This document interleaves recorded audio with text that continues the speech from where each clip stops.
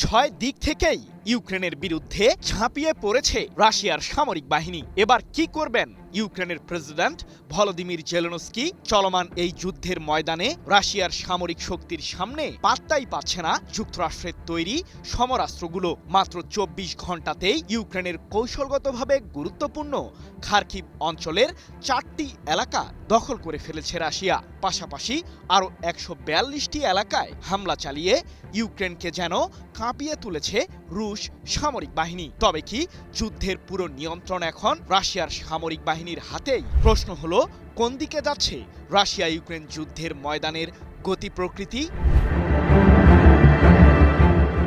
রাশিয়ার সামরিক শক্তির সামনে যেন দম ফেলাবার সময়টুকুও পাচ্ছে না ইউক্রেনের সেনারা। টানা ৪ বছরেরও বেশি সময় ধরে চলা এই যুদ্ধে কুলকিনারাহীন হয়ে পড়েছে জেলেনস্কির বাহিনী।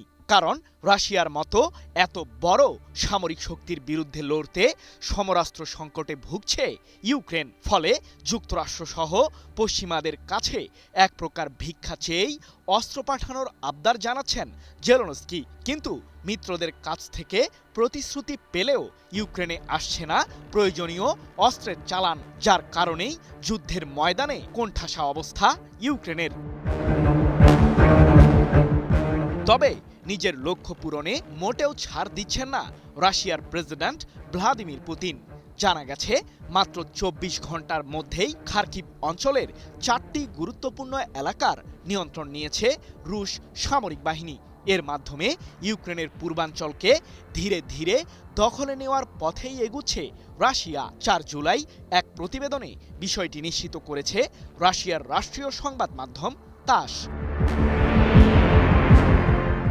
শুধু তাই নয়, একই সাথে ৬ দিক থেকে ইউক্রেনে আক্রমণ চালিয়ে ৪ বছর পরও বিশ্বকে নিজেদের সামরিক শক্তির জানান দিচ্ছে পুতিনের বাহিনী।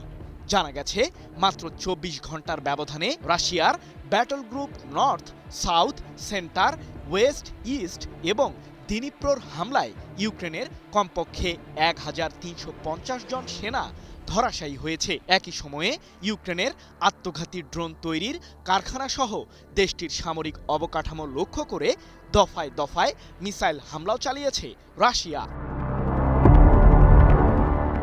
তবে কি যুদ্ধের ময়দানে সকল শক্তি হারিয়ে ফেলেছে ইউক্রেন?